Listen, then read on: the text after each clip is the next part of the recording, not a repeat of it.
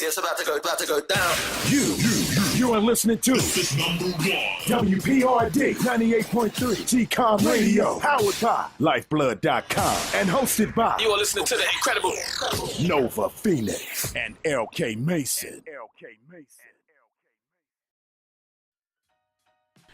This is WPRD 98.3 GCOM Radio. We are here for the eighth. Say it again. We are here for the eighth episode of this grand show adventure that we're into. What's up, Latasha? What's going on? What's up? Okay. What's up, y'all?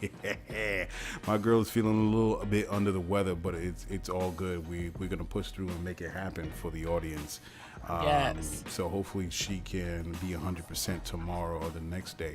So it's been a little bit because we took a break, and also including we had Denzel Stevens step in for the co-hosting for the last episode. He was a pleasure to work with, and we look forward to working with him some more. But now Latasha's Don't you just back. love him? Yeah, I know. Denzel Soul. That's what he Denzel. goes by. Denzel Soul. Denzel Soul, that's what's up. And now you're here. Now you're here back in business. So, first order of the topics that we're going to discuss. So, we were just going over it before we kind of started recording with this. And so we figured out we just do the Dallas case with the Dallas police officer that shot the young man Botham Jean. So you didn't hear much about this case because you've been kind of like out of it, which is all good. Right. So just let me, and it just goes to show that some people may not know everything about this case. So just to run it down to you, and for those that don't know in the audience. So one evening, we had a Dallas officer named Amber Geiger. She came home, and for some reason, she went to the wrong apartment. So she lives, I think, on the third floor, and this gentleman named Botham Jean lives on the fourth floor. So it ended up with Botham Jean getting shot and killed. And how did this police officer end up at the wrong apartment, shooting this man, Botham Jean? So now the police officer is white and Botham Jean is black. So she says what happened after the case was that she was trying to open the door. It didn't open. Something happened or other where she heard something on the other side, and somehow the door got open in whatever way, because we're piecing this together and people were just asking a lot of different questions that I was speaking to earlier. And she saw this figure in the apartment, and she ended up shooting him, and he's dead. And she realized after the fact that it wasn't her apartment. Sounds kind of crazy, right? Wow. So, as the days went on, the story changed. She put in what they call an arrest affidavit, I believe. And it turned out, as the story slowly started to break, she said she was at the wrong apartment. The door was left ajar. And when she noticed that, she walked in, saw a silhouette of a figure, a large figure. She made orders to this person, or this unidentified person, to get down, or whatever the case may be. He didn't respond to her orders, and she ended up discharging her weapon twice and killing Botham Jean. Now, the whole hoopla, the whole story was, how the hell could you not tell that you weren't in the wrong apartment? Right. And you end up shooting this person. And she was saying she was... Were the lights not on in the apartment or something? So, again, the affidavit said... So the lights weren't on? The lights were off. But yet she couldn't make out this silhouette, this figure, this large figure. So after she shot the individual, she said in the affidavit that she went to call 911. 911 dispatcher says, where are you? She looked around, went back to the front door, turned on a light, and realized she was in the wrong apartment. I'm like, wait a second. You still do not know at this point that you are in the wrong apartment? And you had to walk back to the door, the entrance door, to flip the light on and say, oh.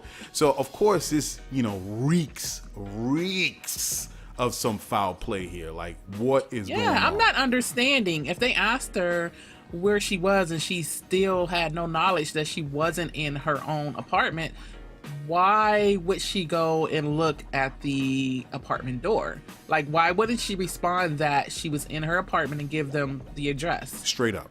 If she was in her apartment, she would have just gave the address, right? So now some people are asking for the 911 recorded call. Like, no, we want to hear what you actually said to this 911 dispatcher. So to me, it just reeks. So of course, what happens was she calls 911. The DPD comes down and handles the case where, people are saying, wait a second, this is murder. At the very least, it's manslaughter. Allegedly, they drug tested her and gave her not just drugs, but also alcohol. It came back clear, allegedly. And then this is the what gets you as the days go by. Then a warrant is put out, or I forget what it was. They get the procedures to do a sweep of Botham's apartment. Not anything to deal with this lady cop that shot the man. I believe it was a warrant, if that's the official way. They got a warrant to do a sweep of Botham's apartment to see what they found. What? Not her anything apartment. to do with this lady going into her apartment, investigating why she got into the apartment. They swept Botham's apartment to come back with marijuana. Of course, this is BS. Of course, this is all about character assassination, and it's crazy. It's crazy. What? Let me tell you something. Dave Chappelle said this a long time ago in one of his skits, that it's so crazy for black men, and when it comes to police, that damn near he made the joke where the police will break into a black man's apartment and say, "Look at this robber. This robber put pictures of his family all over the place." Wow. And, oh, there's the guy. Let me sprinkle a little crack on him. I already get it. And it didn't exactly go like that, but it was funny. And of course, you're thinking, nah, that's so absurd. It was so absurd you would have to laugh, right? So I'm like, for this to happen in this way is like, it just brings you back to that Dave Chappelle skit, and it's like, yo, I can't believe this motherfucking shit. What? And it's unbelievable. So on top of that, of course, the days go on, more information comes out. So it comes out that when the information came out with the affidavit to say that the door was ajar, another resident of that apartment complex puts out a video either on social media, I forgot which social media website, but on social media, where she recorded that. She says it's impossible that she came to the door, she discovered the door left ajar, because as you can see, and she puts in her key fob, opens the door, goes into her apartment, and the door slams shut on its own. It has a spring on it where, of course, it doesn't just, other doors just stayed open. This one has a spring loaded where it closes on its own. So she said it's impossible for this lady cop to say that she found the door left ajar, because these doors are not designed in that way. So it blows up one part of what she was saying in the affidavit, right? Number two, they said they found Botham Jean had a red carpet, not red carpet, a welcome mat. That's what it's called. A red welcome mat semicircle in front of his door. Wait a second. You didn't know that was the wrong apartment, and this guy has a red doormat in front of his door? You couldn't tell? Okay, wait a second. This is not an apartment. I don't have a red doormat. That's number two that puts a hole in that case. Number three, so far up to this day, and this show is going to record a little later, and more information is going to come out by then, but they found out that 6 witnesses heard this lady saying, "Let me in," banging on the door. 6 witnesses, and nothing has been recorded. Okay, nothing has been taken down by the DPD to take any statements. One witness says they said all this stuff to the DPD and nothing was written down. So what? Now, and on top of that, what even makes it even more crazy, because I follow a lot of information I get everywhere, but this one writer named Sean King, he's on Twitter, and he kind of blows up a lot of the injustices that happens across America with black folk, and he has a good following. And one guy named Philip T. Kingston, and it turns out when I did the research, that he tweeted to Sean King. He's a Dallas City Council district. He's the City Council from District 14 in Dallas. And he tweeted, and I'm just going to read this. It says, "I never got an explanation from DPD, but I have other sources. On Friday at around 7 a.m., DPD determined that this was not an officer-involved shooting, OIS, and decided to seek an arrest warrant, but there was an internal disagreement over whether to charge the crime as murder or manslaughter. Legally, it's murder because the shooter's intent was to kill. She may have a reasonable or unreasonable mistake of fact as to whether the shooting was justified, but that doesn't change the initial charge. Someone apparently wanted the officer charged only with manslaughter, so DPT called a judge who told them he would not sign a warrant for manslaughter because that wasn't the crime they were describing, but he would sign a warrant for murder. That apparently threw DPD into a tailspin, and subsequently the decision was made to hand the investigation over to the Rangers, who DPD said told them told them to stop seeking any warrant whatsoever. The Rangers, meaning Texas Rangers, the Rangers have not made a corroborating public statement that I can find. I am now hearing that the Rangers don't want the case and aren't working on it, leaving precisely no one in charge. The result is that Mr. Jean is on the slab while the officer can sleep in her own bed. So that was a tweet that was sent by the city council member from Dallas to Sean King, who's a writer. Man, he posts a lot of different cases and issues that black folk go through throughout the country with racism, murder, such and so forth. So that is an interesting piece of information as far as what's going on with this Botham Jean case. Now, it's funny. My personal feeling with this, because it just doesn't, to me, it doesn't make sense. Regardless if you're a cop or not, you go into this dude's apartment, it's like, what are you doing up there in the first place? Obviously, it wasn't by mistake. And I'm always trying to find the why. The why. What is the motive? Now, for me, I honestly think, if you ask me, they were dealing. They said there was no history between Botham and Miss Geiger. But how do you end up at someone else's apartment when there are a lot of, first off, a lot of holes are being blown in her affidavit, number one. Mm-hmm. And number two, you have to see like what, in common sense and try to figure out and piece together how did you end up, if that's not the case, in this man's apartment? And the only thing I could come up with is they were dealing with each other. How else can you say? They were dealing with each other, they messed around, he lives on the fourth, she lives on the third, it happens, this is life. And then probably he was like, yo, I ain't dealing with you no more, nah, we done. Woman scorned, and it was like, right, nah, I ain't going down like that. So there's more to it. Go ahead. There has to be something more to it. And I was just wondering, if in your findings on what you read, did they say anywhere whether or not the position of his apartment on his floor is in the same position where hers is on her floor? Yes, that's the other thing. His apartment is right above hers. Got you. But, if you're saying she wasn't drunk, if you're saying she wasn't on drugs. Right. Okay, she's not inebriated. She can fully understand what is in front of her and decipher if there is a threat or if there's something that she can handle by herself without putting her life in danger. So now a man is dead and she's walking free. So his apartment is directly above hers, right? Above hers. So she walks up a whole other flight of steps and did not realize it?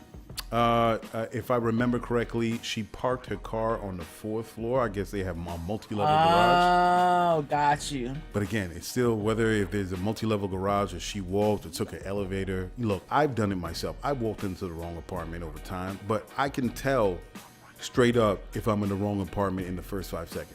You walked into the wrong apartment? I didn't walk into the wrong apartment. I opened the door to an apartment that wasn't mine. And then I figured it out in the first, I'm not even 5 seconds, in 1 second. And I cracked the door about 4 or 5 inches, looked in. I was like, wait a second, this ain't my apartment. And I backed off. All right.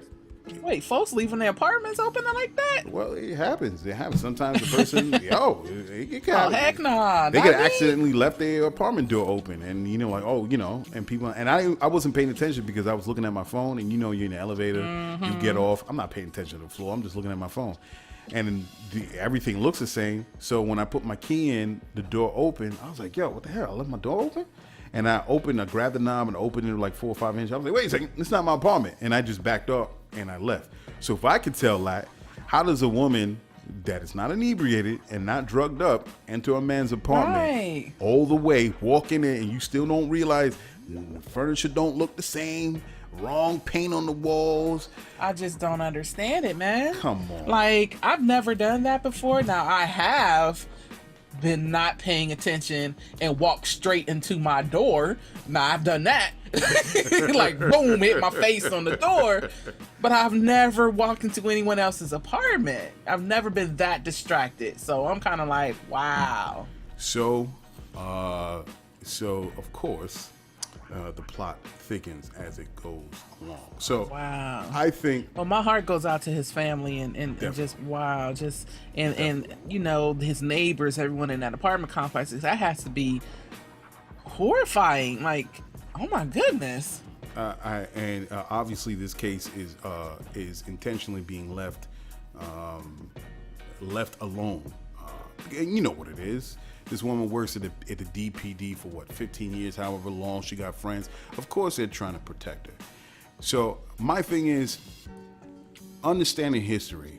And I'm about to post this picture. I took a picture of Botham Jean and a picture of Emmett Till. Now, Emmett Till was killed and lynched in 1955, I believe, for allegedly whistling at a white woman. And it turns out much later, when the woman is on her deathbed or in her 80s and 90s, many decades after the incident took place, she said she lied. Right. And what is the relationship between Emmett Till and Botham Jean? The relationship here that the similarity is lying ass racist white women. Okay. I'm sorry, that's not funny. Yeah, that caught you off guard, right? Well, I keep it 100 because the same thing that happened with Emmett Till about some white woman saying she got whistled at and he got killed. He got mutilated and brutalized and thrown in a river for his body to come out mangled and twisted, and his mother having to leave in the casket open to let the world know what happened to her son. And here we are in 2018, a man in his place that he pays rent or whatever, minding his own goddamn fucking business. And this woman, even if they had history, this woman walks into his apartment, Sickening. shoots him dead, and then walks out. And what happens? She screams something's wrong, and white men come to her rescue. And all of a sudden, ain't nothing happened. Just the same thing with Emmett Till, and we got 2 black men dead. Here we go. 2 events spaced apart from decades, years, and we got the same goddamn outcome. And now nobody wants this. Nobody. They make the victim the villain. Victim and the villain. And guess what? I saw pictures of her moving out of her apartment. All right, because she got arrested, okay, from the manslaughter charge. I think it was $100,000, whatever the amount is. She paid it. She's out, and there were pictures of her moving out of the apartment, going someplace else.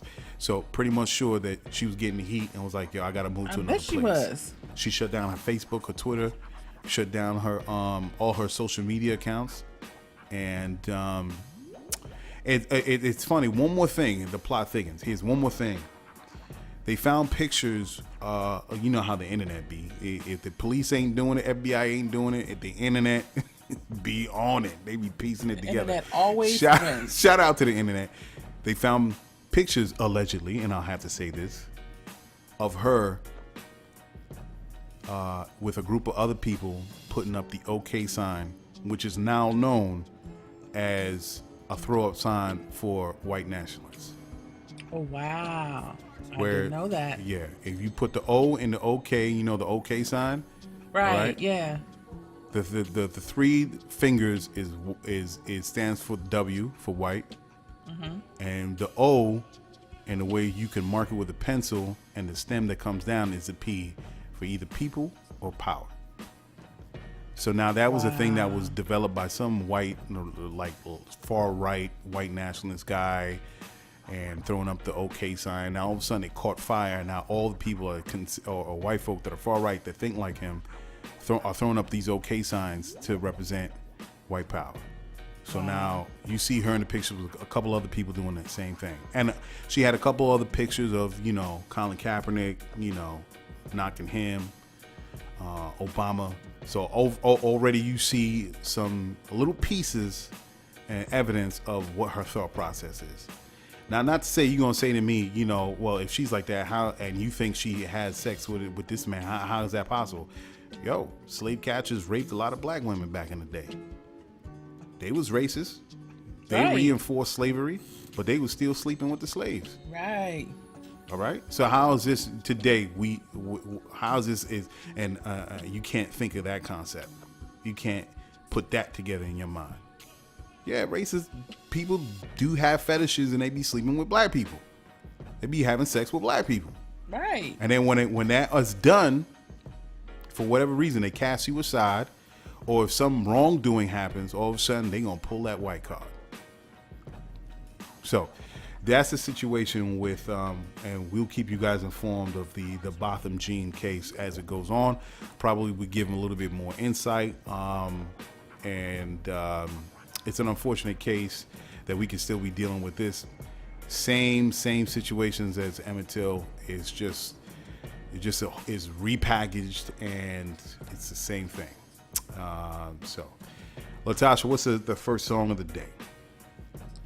We're going to get into Don Bigfa from Detroit, Michigan with 24/7. Okay, Don, let's see what you got.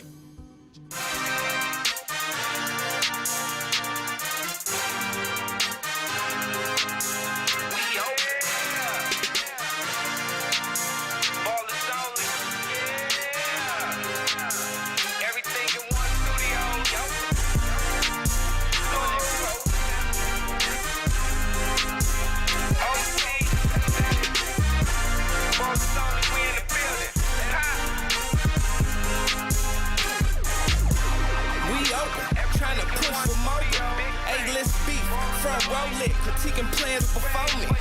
Zoom in, get a close up. Out of pocket productions. Made money on my fly Bugsy. Maggot, now dubbed out buggy. Brick for brick, more to whip till it's solid and entrenched. Put a polish on legit and pay tax for service rendered. Term limits independent. Crumbs presidential. Thought I was the help. I run shit, nigga. Phones only, flag general, tip big and pay expense. Swag patent, tailor fitted, money from the gang, nigga. Be legit, push the bed, pull off top, leave the split up. Get that yacht, get that villa, get that back, stretch that 10-fold. We open 24/7. It's 98.3 GCOM Radio. Light 'em up. Here's another bang Listen for your ears. 24/7, nigga. We open 24/7. We open 24/7, nigga. We open 24/7. We open 24/7, nigga. We open 24/7. One before we close up. Pistol smoking, you are not an authority. Fuck your uniform and homies. This ball is on me. Big face to big homie. Whole things only, you can't run game on me. Your 2-block radius, fugazi, nigga. Way I'm demonstrating, trending topic round the nation. Catching waves on the gang again. Face of the gang again. Run you down and plate you, nigga. Doc numbers where the players lit. It's regulars, the 80s with it. El Chapo in the physical. Empowered Obama entrenched. I'm pulling strings, playing taxes to play. Legal tender for all debts. In public and private lane. We open 24/7, nigga. We open 24/7. We open 24/7, nigga. We open 24/7.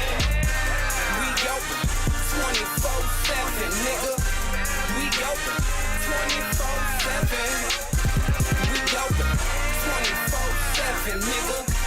We open 24/7.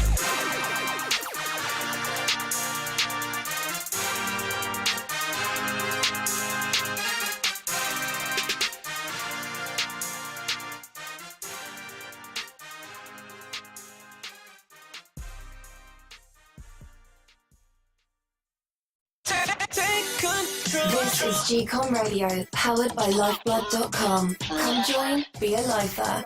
Practice dollar power and build financial independence. All right, we are back. We just heard Don Bigfa from Detroit, 24/7. Yeah, man, Detroit, Michigan. I never been there before. I gotta get to Detroit, and I got some friends that live in Detroit. I heard it's like a small New York. I gotta check it out. Oh, and I think that was more Chicago, but that's two places I gotta visit. I gotta go to Detroit and Chicago, Chi-Town. But yeah, man, big shout out to my man Don Bigfa. So we're gonna move into the next topic, and that is, Latasha, what is this? What is this situation?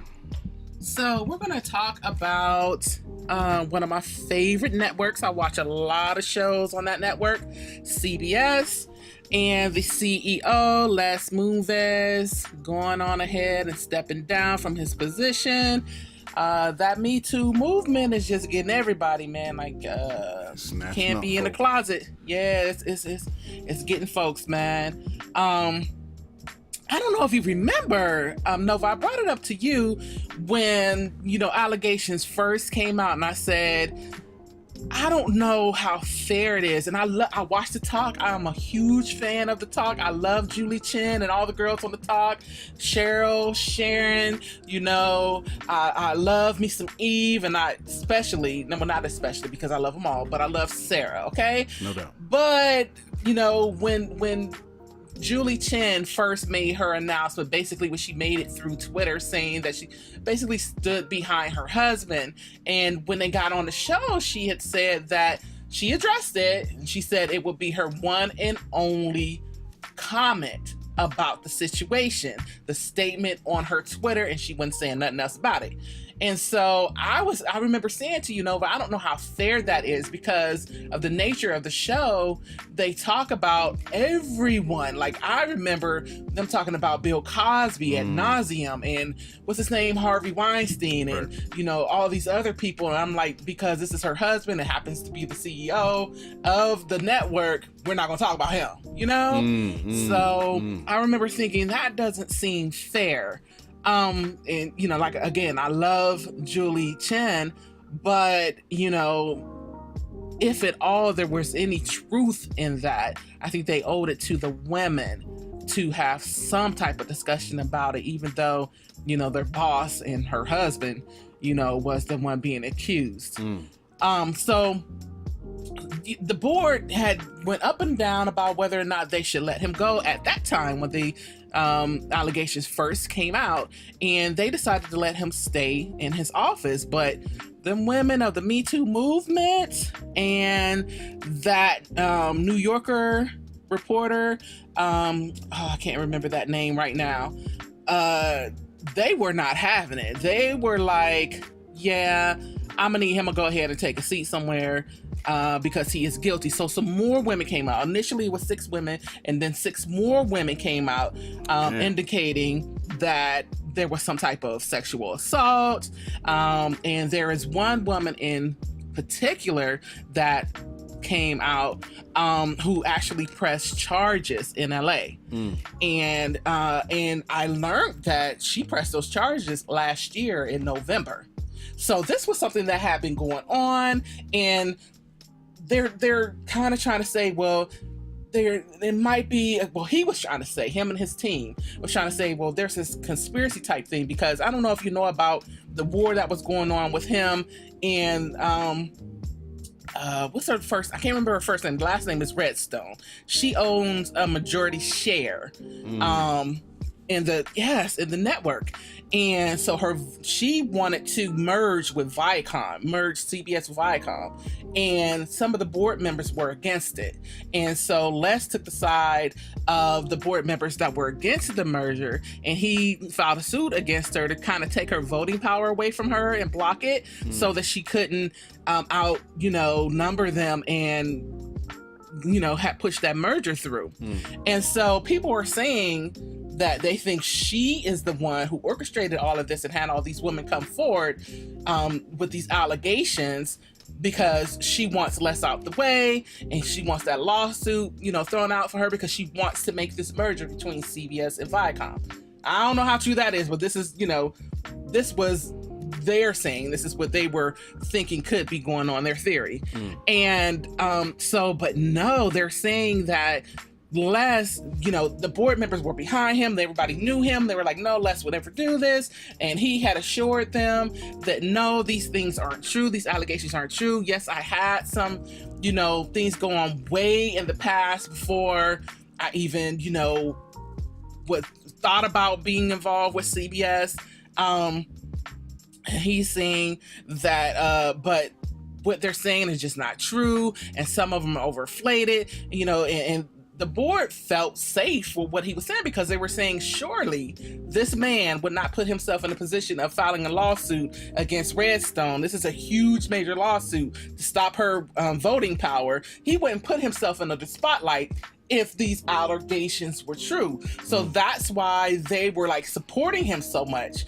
And then they end up finding out that he wasn't exactly honest with them. He didn't really tell them that there was already a suit filed against him in LA, with one individual saying that he had sexually assaulted her. And he didn't offer other information about an investigation that was in play. And so the person that they had doing the investigation said, you didn't give me this information. I didn't know these things were going on. And Moonves is like, yes, I told you. And they go back and listen to the recordings of the, interrogations, or, whatever you want to call it, when they were questioning him. And they couldn't find anywhere where he mentioned that there was a lawsuit already filed or any of that. And so then the board members that were basically on his side and had his back were kind of like, you on your own, brother.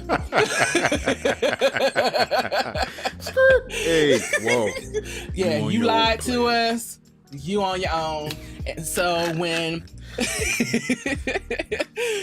that new New Yorker article came out, they basically, kicked him to the curb, and that's when he had to go ahead and step down, because there is another lady. Her name is, you guys are going to have to excuse me because I cannot pronounce her name.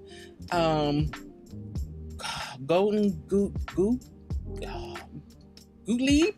I'm so sorry, ma'am. Gottlieb? Is it how you spell it? Gottlieb? Is it Gottlieb? It's Gottlieb. Yeah, Gottlieb. Gottlieb. Okay. So, yeah, she's saying that he forced her to have, oral sex, and he assaulted her on subsequent occasions, but she fought him off and turned down his advances. And because of that, he basically ruined her career. And so other women are making those type of allegations as well. And they're kind of like, yeah, not only are they thinking about not giving him a severance, package. Well, at first they were going to give him half of it, right? And then there were more women coming forward, and then they said, nah, we're going to wait until the investigation is over, and then whatever, if anything, we decide to give you in your severance pay, we're going to take 20 million of that and give that to some organization supporting the Me Too movement. I heard that his severance package is going to be in like 120 million. Yeah, 100 million. Well, see, there were like, so I guess it would have been 180 million. So the board was like, we'll knock it down to 100 million. And so the attorneys for the accusers was kind of like, no, he shouldn't be getting all that money, you know. That's some severance package. Yeah, and they pushed and pushed, and so then the board finally decided that, you know, they're going to wait until the investigation is over to see what turns up to determine whether or not they're going to give him anything at all. But whatever the amount is that they give him, they are going to take $20 million and give it to some organization that's supporting the Me Too movement. Right. And not only did they let him go, they did a shakeup in the board. All those board members who supported him and backed him and they feel like could have or did know some other information, they gone. They got a whole new board. Damn. So word. Yes. And so people, Julie Chen has not been on the talk. She took time off, you know, she said to be with her family or whatever. Yes, but they did discuss it on the talk. And Sharon Osbourne, she did not hold back at all. She said exactly what she felt about it. She said that he needs help. She said, I mean, they all expressed how they love Julie because Julie seems like she's a wonderful person. But they all said what they felt about the Me Too movement and that they can't worry about, you know, this being the husband of somebody that they know and love. Anyone who commits these acts must be accountable for them. They have to get them help and that they're a sick person. Like, they didn't really hold back, you know. You think Moonves is really going to get help? You know, he gonna get that $100 million. I would hope so. I mean, and he gonna chill in some villa somewhere on some estate. He is still saying that it's untrue, and he's saying that he had consensual, you know, sex with some of these women, and the other ones he's, you know, denying that he had any type of involvement with at all. So with him being in such denial, I don't know that he would get help. You know, I don't see it. I don't see any rich man. He already was rich before the severance, and for him to get $100 million dropped in his lap to cut ties with CBS, my man gonna be chilling in his mansion. Like, hey, I'm just gonna lay low for a couple years, invest in something, get some paper. But they're not gonna give him that $100 million. But they said, I think you said they're going to wait until they figure out what. They're going to wait until after the investigation is done. But they're saying with the new board members in, not the ones that, you know, previously supported him, it's doubtful that they will give him any type of severance package. Well, hey, man, you can't treat women like that, man. That's for anybody. You can't treat everyone people is talking about Julie Chen's. She has not yet been back on the talk, but she did rejoin because I watched Big Brother 2. I love CBS. I heard she came back. Right. She came back on Big Brother, and at the end of the show, she did something that she never does. She used her full married name. She said, "This is Julie Chen Moonves." She's never done that in the history of her career. She's always said Julie Chen. Throwing that support. That was her letting you know, I'm still standing behind my man. I'm not making another statement, but I'm gonna let you know I'm Julie Chen Moonves. So what you think, though? What you think? I mean, so what I think is there are a lot of men that have extreme power that are in the position to do the type of things that Moonves has done. I do believe that you're innocent until proven guilty. Like I said, he is vehemently denying these allegations, but these women are saying that it's true. And so how do you know? There has to be something that, you know, other than, well, there has to be a reason why he wasn't forthcoming with the board about the lady who had already pressed charges in LA back in November when they were conducting the investigation, because they had known the lady who I told you about, the Redstone, who's filing the suit to do the merger with Viacom, had kind of brought it up that, hey, there's rumors out there that the New Yorker is getting ready to do an article, and it is alleging that he has done these things. And so that's what initiated the board's investigation. And first of all, this lawsuit between her and him had the board split in two. They didn't trust each other, so they had separate investigations They each hired their own firms. Say word. Yes, they don't trust each other. Yes. And so, you know what I fear sometimes? I fear that sometimes people use the Me Too movement as a weapon. So when there could be a disagreement in those upper echelons of office, corporate offices, that if somebody finds some dirt on you, they gonna use it just to smear your name or get you out the talks. I'm not saying this didn't happen. I'm not saying it didn't happen. Right. But understanding the way you're explaining it with how this is going with the board, and the board is split in two, and all this about the merger, it's like, my mind always goes in the timing of it does. I think that takes away from it a little bit. You know what I mean? You're kind of like, okay, you don't want to say these women are lying, but the timing of it, But then at the same time, like I was saying, the fact that he withheld information and then tried to go back and say, yes, I did inform you of this. And then they go back and listen to the tapes and they can't find any record of him informing them. That kind of tells me like, okay, he's not being honest. He's hiding something. Well, we know at the end of the day, that when it comes to sexual harassment, we know it's about power. Right. It's not just a man, as basic as men trying to control women, but it's a power game. And when you have extremely powerful men like Moonves, he's going to be in positions where he is going to take advantage and misuse his position and power and his influence.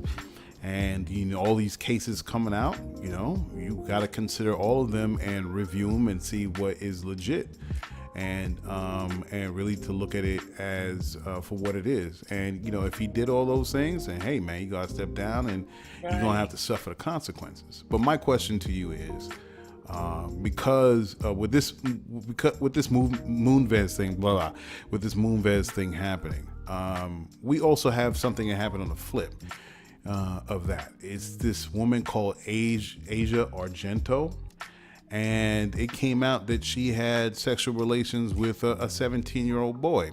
Now, Asia Argento was a woman that stood up tall and proud, and she took part in the Me Too movement. Reading that. And had her words for Harvey Weinstein when it was going on. Now, all of a sudden, the story broke, I think last month, talking about, she rocked with a 17-year-old boy.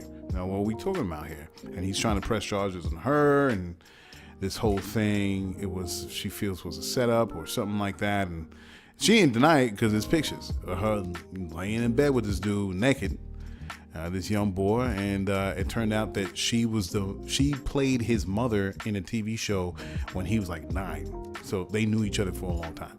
And then now, shit happens. And now the same woman that was railing against Harvey Weinstein and fist up with the Me Too movement now, is in her own mess. So, what you think of that? I don't know what to think about that. I guess it would depend on whether or not it's true. If he's saying that she forced him in some way, I get it that he was 17 years old, right? But I know a lot of us, because I know I did. I know I had an older boyfriend when I was 17 years old.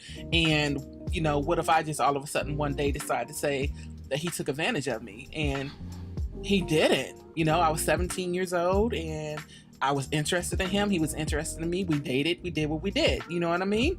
Now, would that be, if that was flip, it was a man with a 17-year-old girl, my man would have been dragged.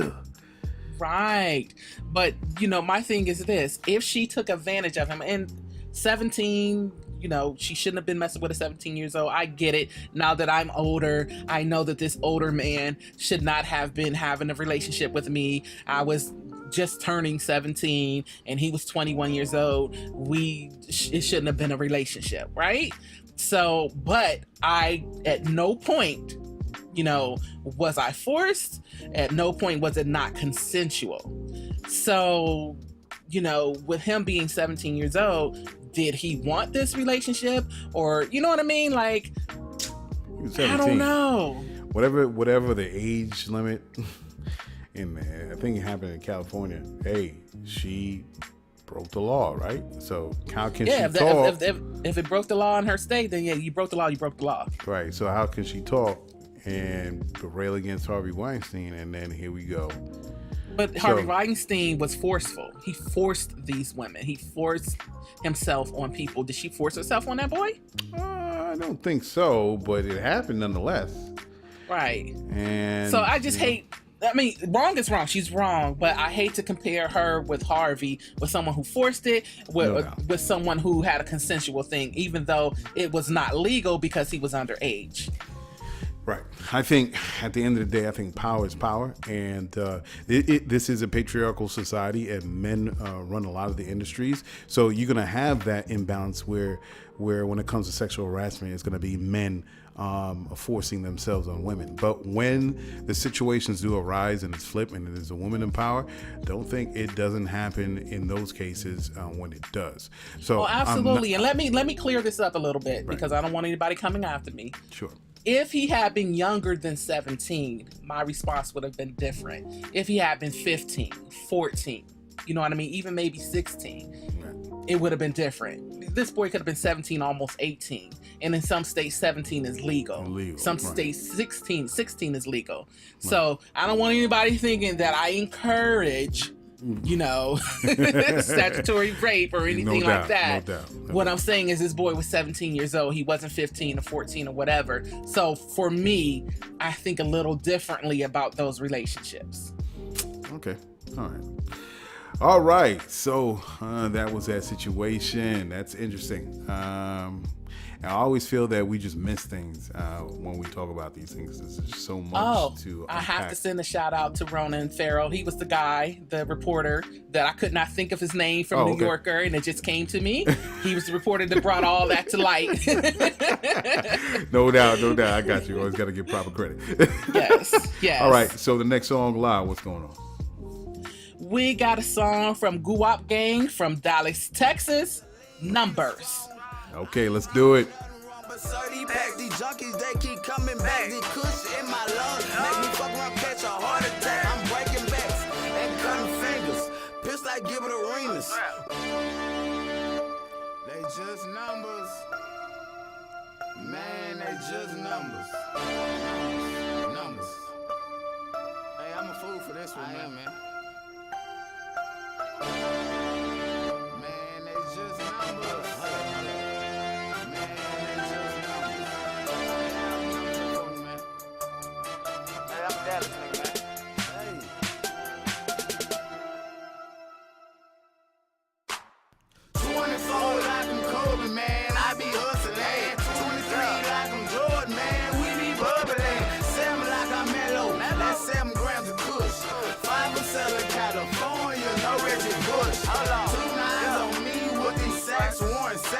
I'm sliding in my 88, why that's my running back.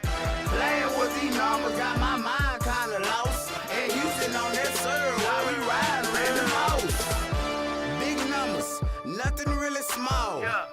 I'm a hoe, I'm a fucking dog. Fucking up your bitch, knocking pictures off the wall. Finessing like a wizard, nigga, call me John Wall. Hold on, your bitch in my iPhone. I'm gone off the lean and the strong. I ain't did nothing wrong but 30 pack. These junkies, they keep coming back. The cushion in my lungs make me fuck around, catch a heart attack. I'm breaking backs and cutting fingers. Pissed like give it arenas.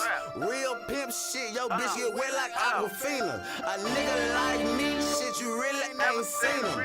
Bang bang, my niggas let they nuts hang. Hustle gang shit. 24 like I'm Kobe, man, I be hustling. 23 like I'm Jordan, man, we be bubbling. 7 like I'm Mellow, that's 7 grams of kush. 5% of California, no Reggie Bush. 2 nines on me with these sacks, Warren Sapp. I'm sliding in my 88, why that's my running back. Playing with these numbers, got my mind kinda lost. And Houston on that serve, while we riding really most.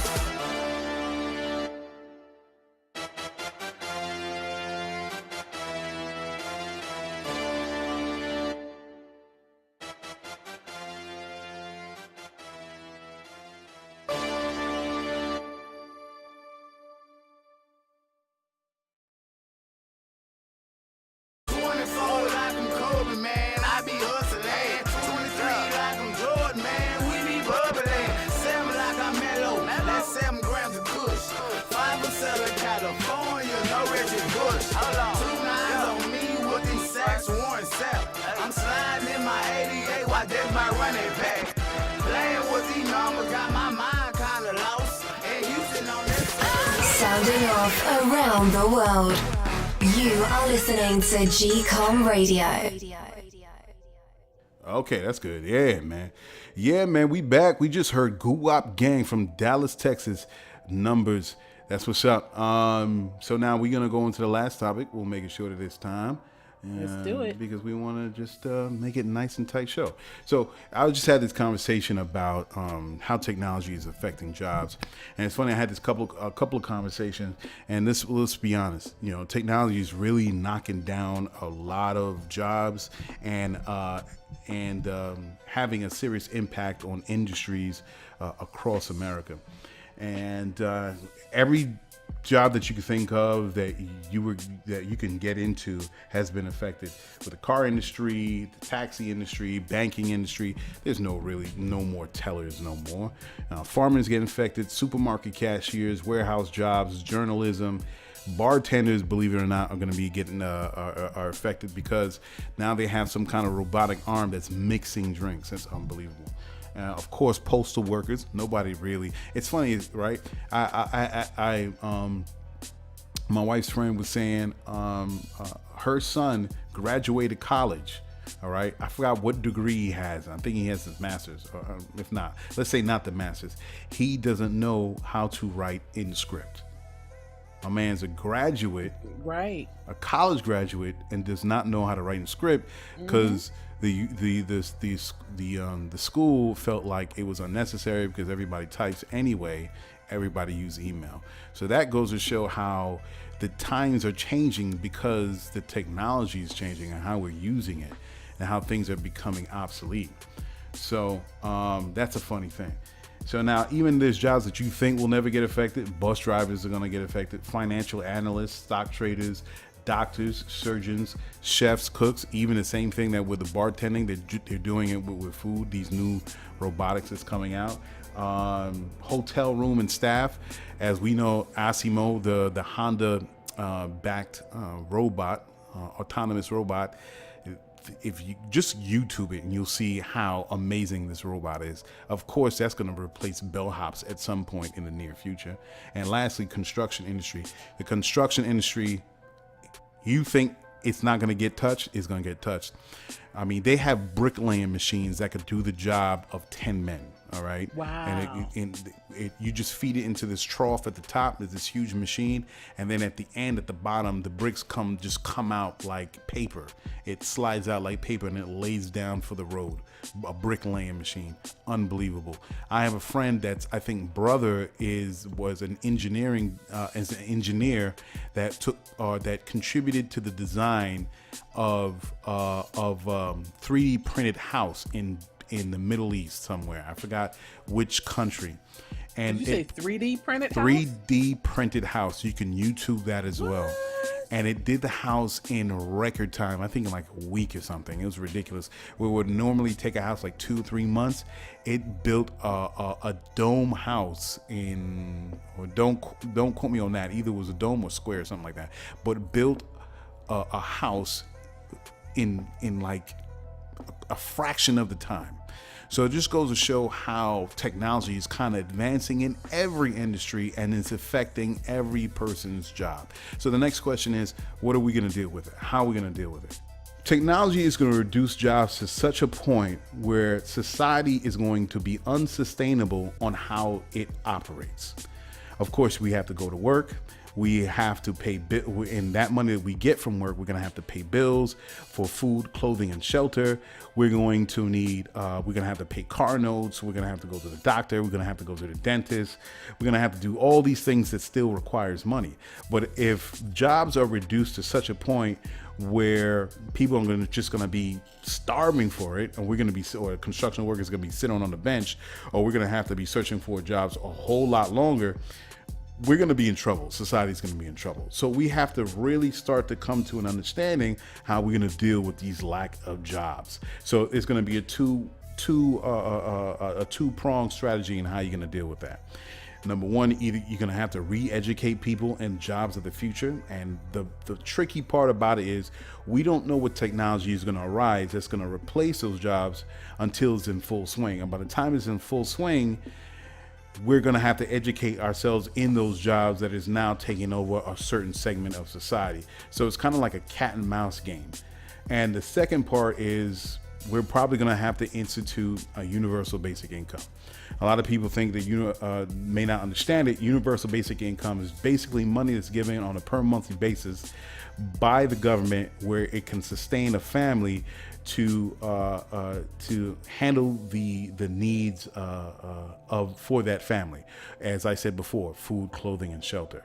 Because how do you deal with it if you can't get a job? What are you going to do? Everything is automated.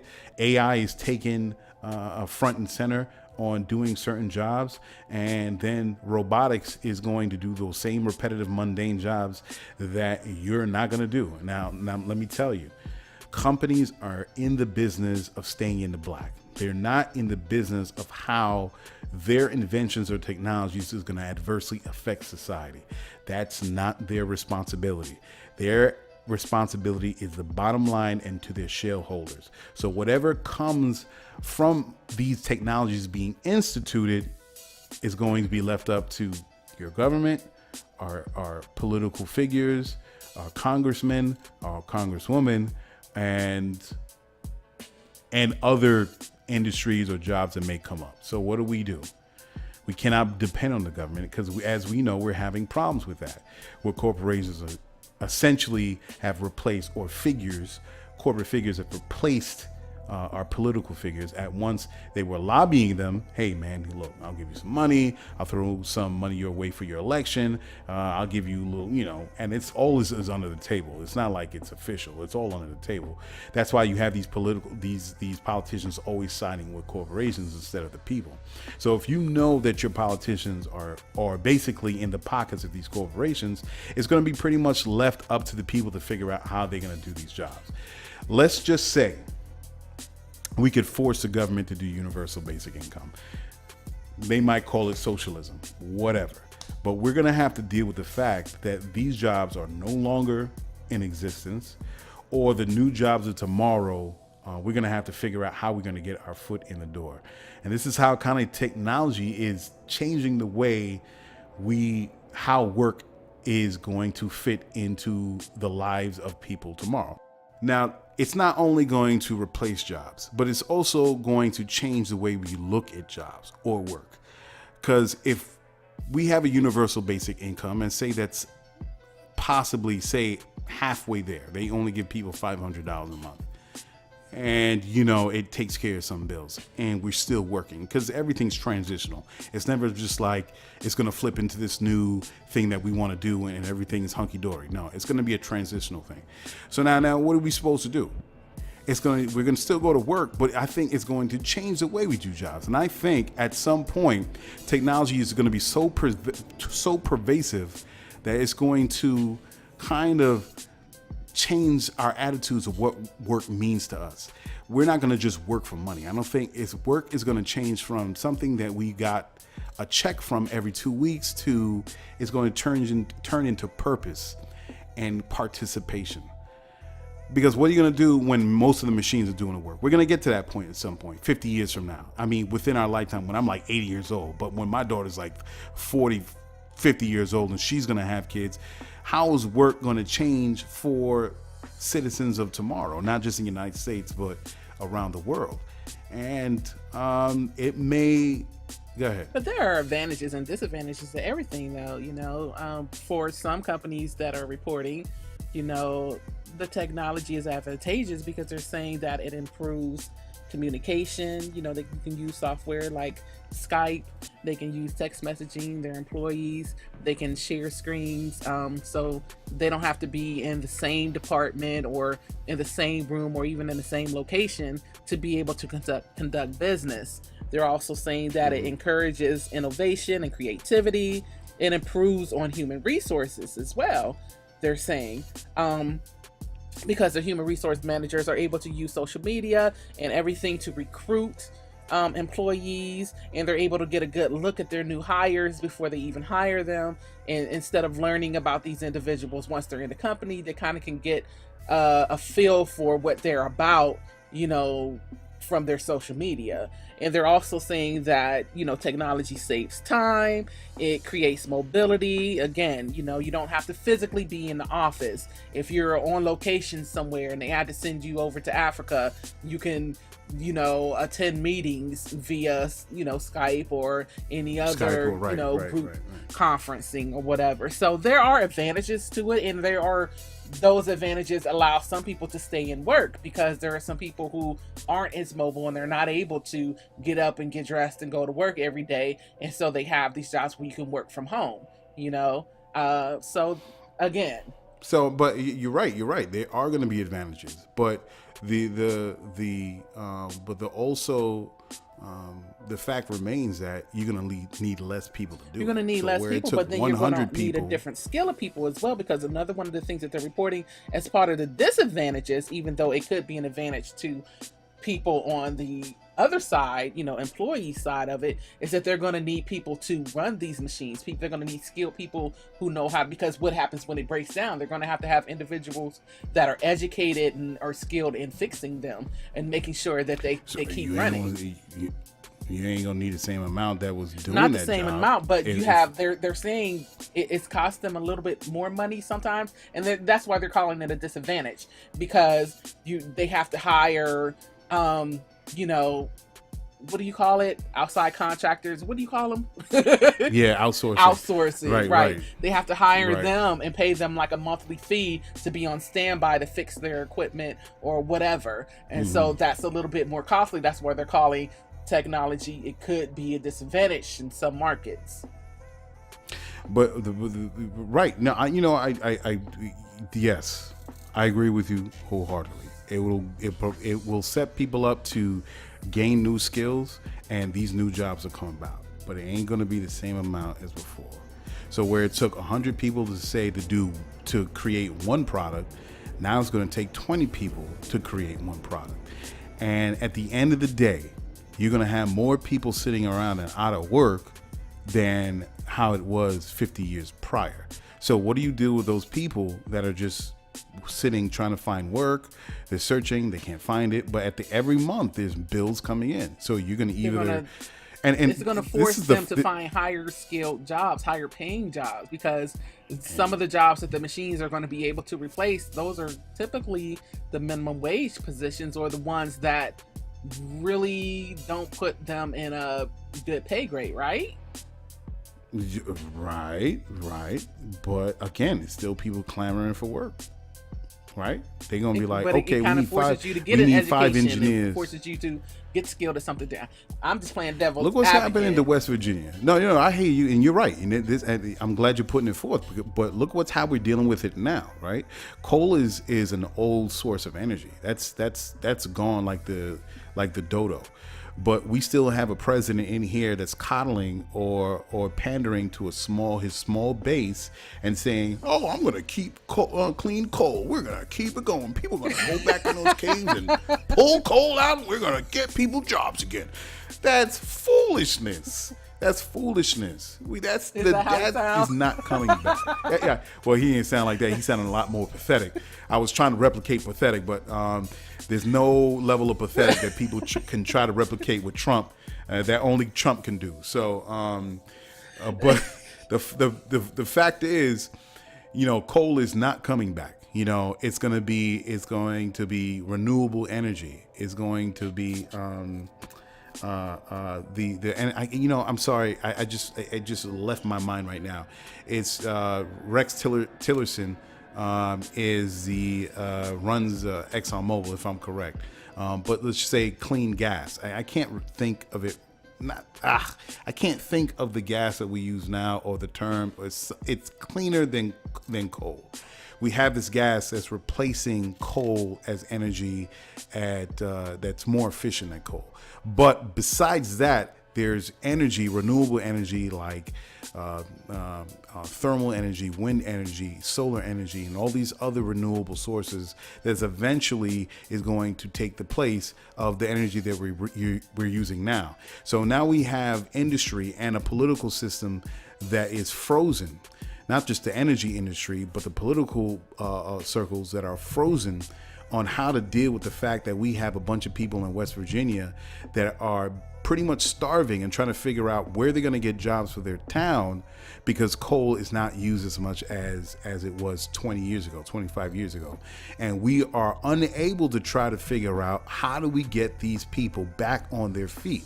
But instead of dealing with real solutions or implementing a real strategy to kind of revitalize these communities in West Virginia, we're playing a political football or political games and not really caring about the people, the citizens of America, but more so trying to just get them emotionally riled up from their miseducation and getting getting your self-interest fulfilled, and pretty much at the end of the day get more money.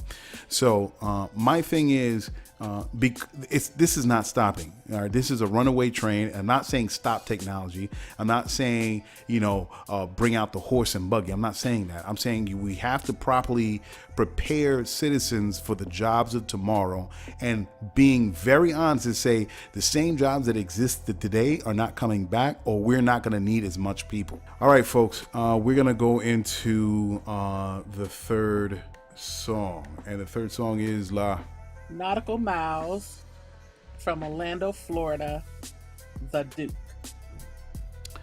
All right, man. Let's hear what my man has to say. Love to hear new rhythms. Come on.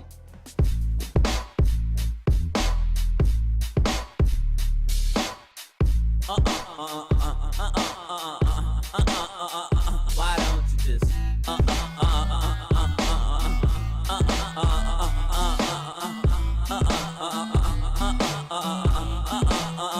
put your hands up.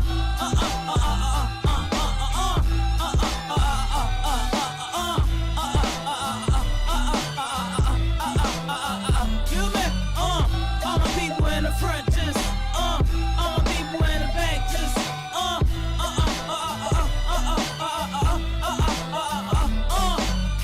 stop to make room for the general. If you people want to hate, suck my genitals.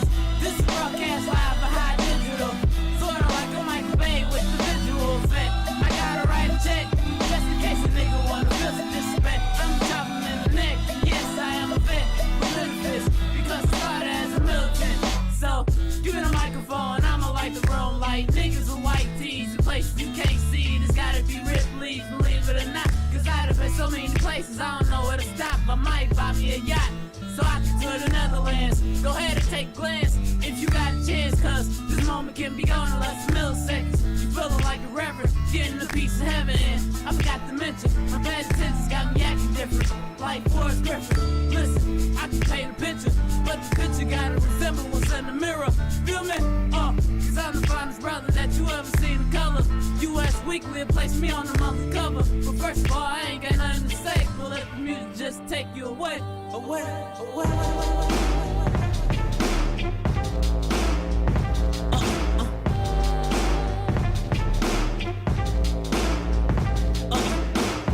got a secret that you should know. That I'm a keeper, antidote. We smoke reefer, so don't joke. I really need it. I gotta have more, so paraplegia. I am anemic. All types of diseases, ready blowing seas. I remain peaceful. All means necessary, not your ordinary. My vocabulary legendary, very scary. My opponents who really want it. Right at the moment, I'll be smoking till my eyes are rolling naturally. With similes, a lot of metaphors. But yeah, of course, you acting like I ain't got the force. More to a human being when animal genes, which means I'm about to do shit you never seen with your eyes. Make you realize that I'm a guy with a lightning rod that shot you from Bangkok, and I can't stop eating this fried rice. Now listen, see, I might step up in my appetite. I might get sick from all this bullshit that I eat, but at least I can just die in peace.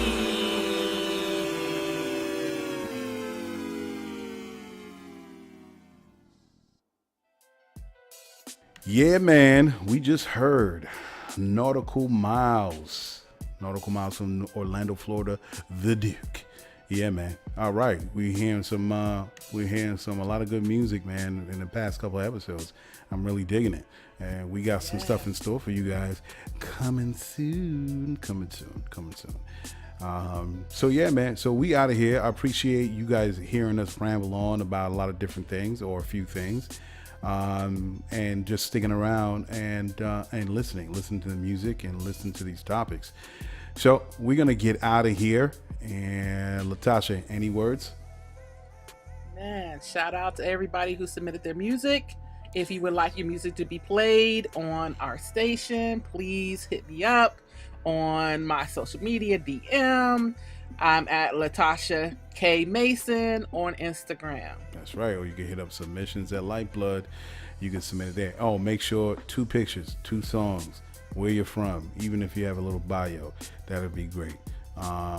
Tight music, absolutely, man. Tight music. That's what we deal with. And so we out. We're going to get out of here. Thanks for listening. And we go. Peace. It's WPRD 98.3 GCOM Radio, powered by Lyfeblood.com for the global community. On the next go round, from right here to your town.